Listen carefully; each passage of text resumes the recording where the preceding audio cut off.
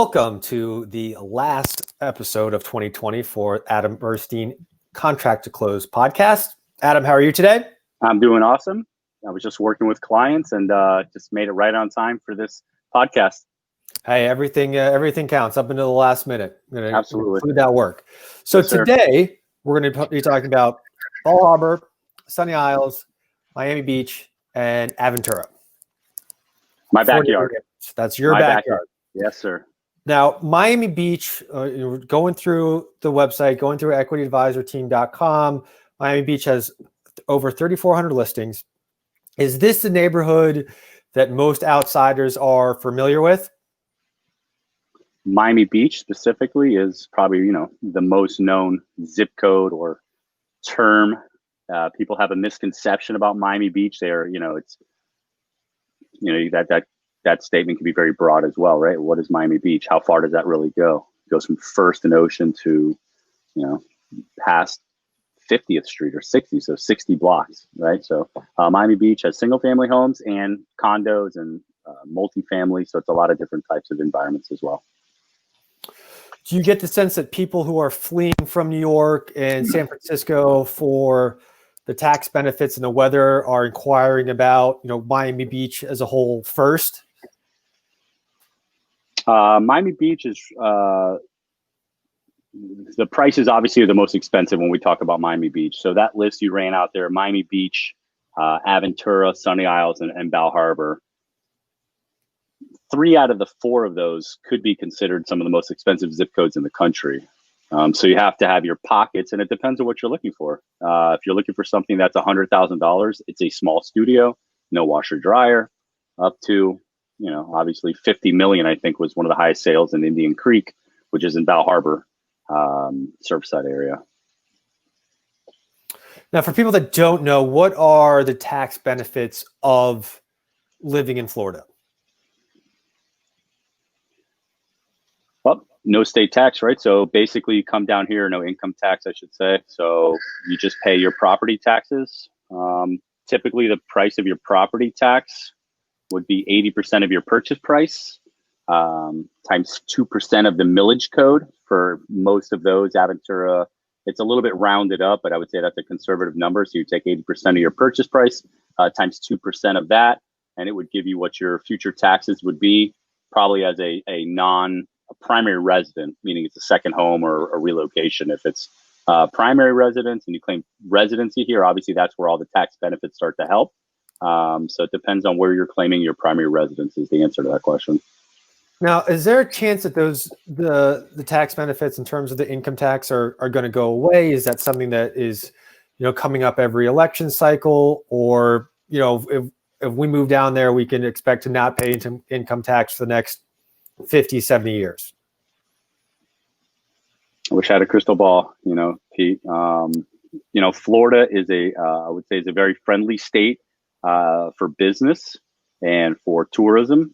It's a huge part of our economy. We're a service-based industry. Besides, everything is global now. You've probably read and you've probably heard this.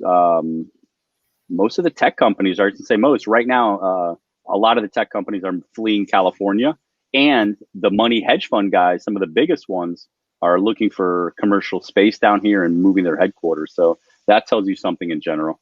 Hey guys, sorry, I wish the lighting was better. I keep struggling. I wanted you guys to see the palm trees today in this, but I feel like there's a glare that I can't get rid of. So bear with me if you see me playing with the screen a little bit. I do apologize. No problem. You're just showing off.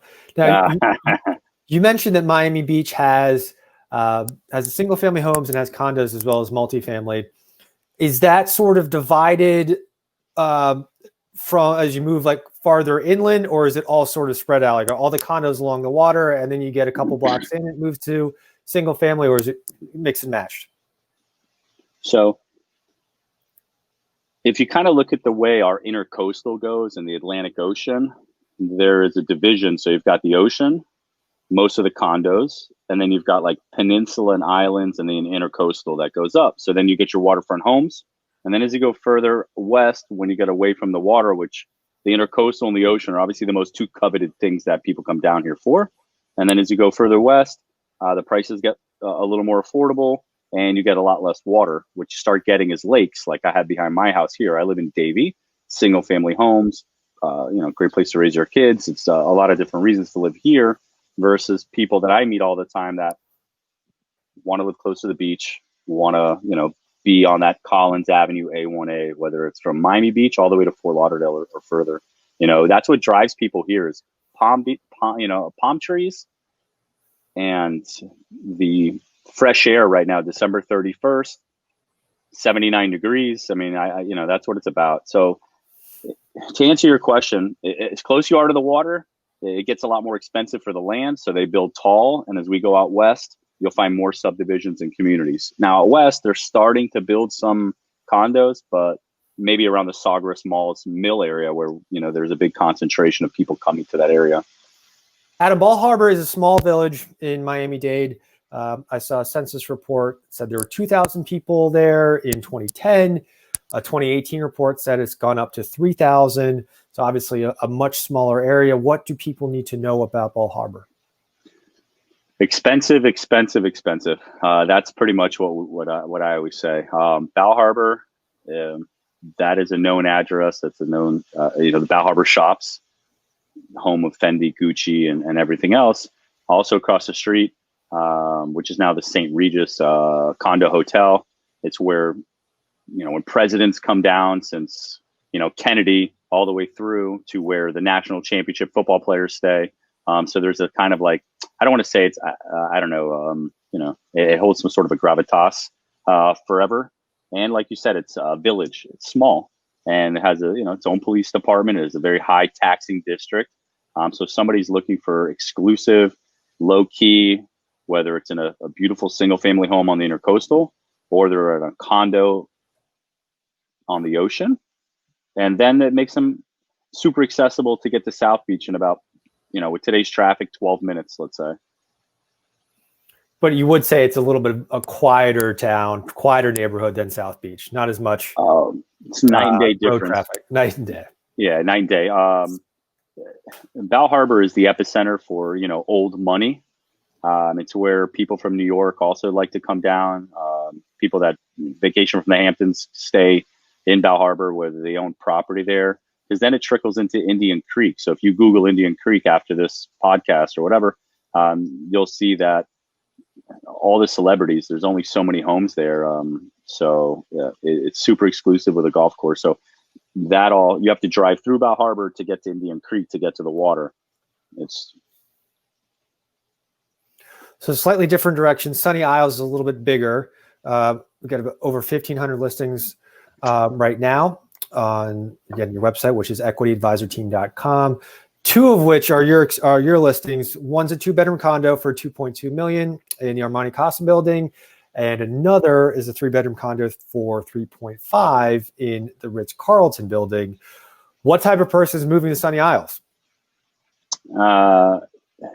Sunny Isles is also probably the second or third most expensive zip code now. It used to be all old motels owned by one gentleman named Deezer, pretty much, and he partnered up with a guy after years named Trump, and they put up 6 different towers there.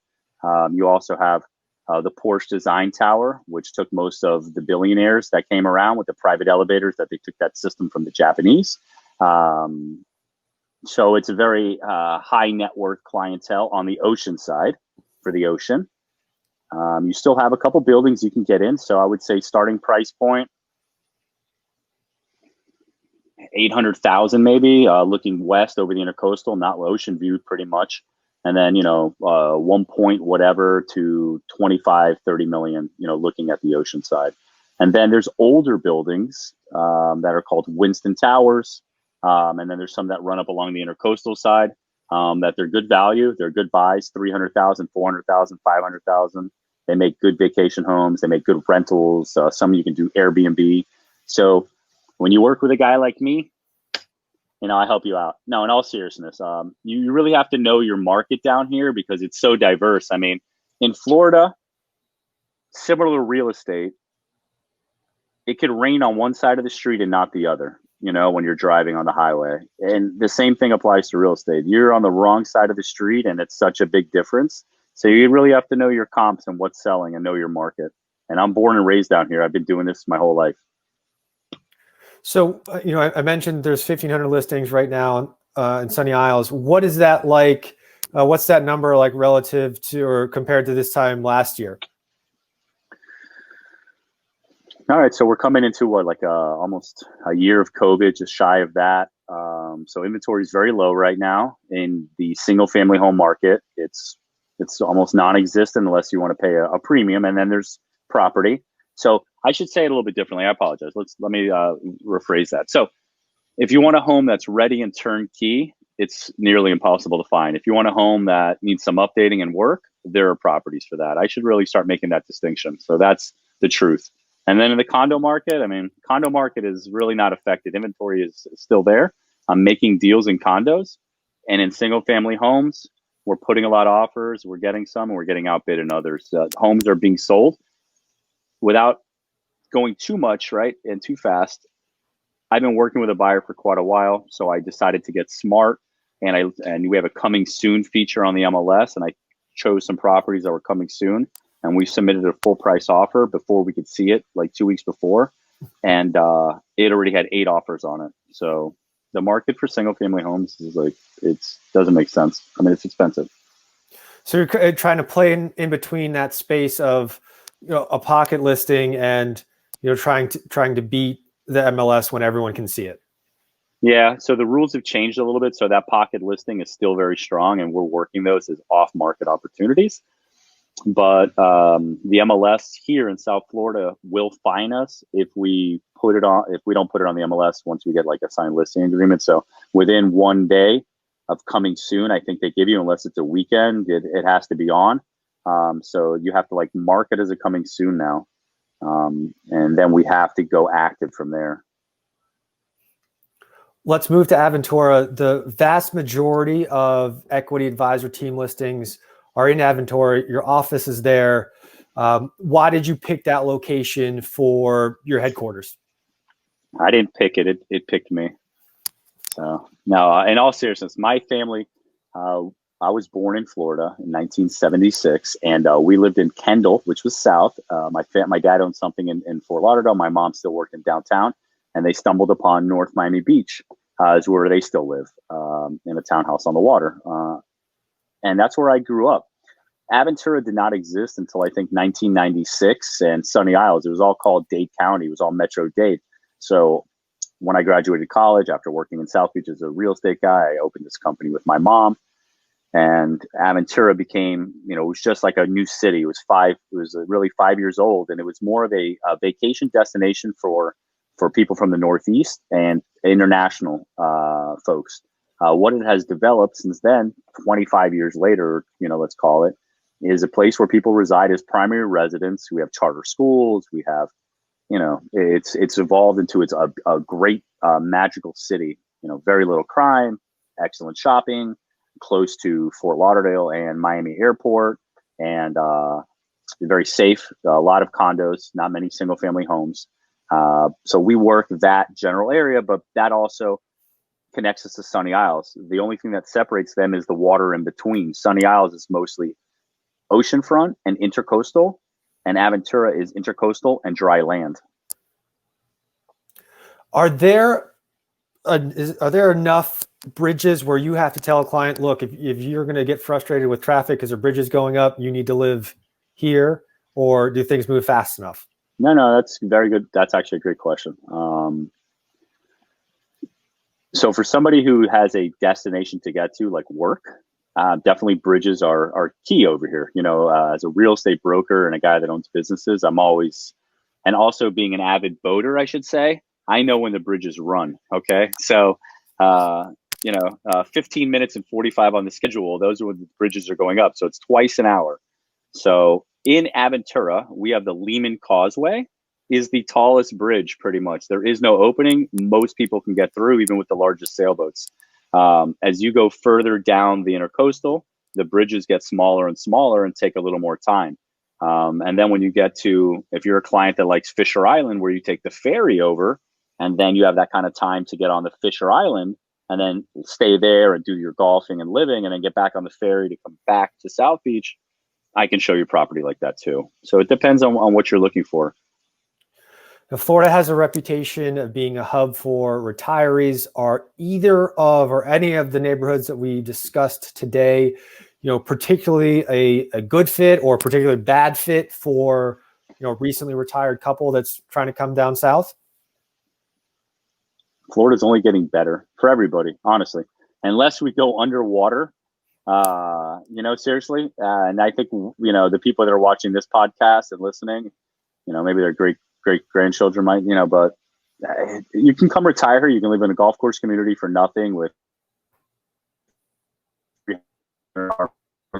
15, 20 minutes to the water, or you can live on the ocean for $800,000 plus and pay $1,000 or $2,000 a month maintenance fees.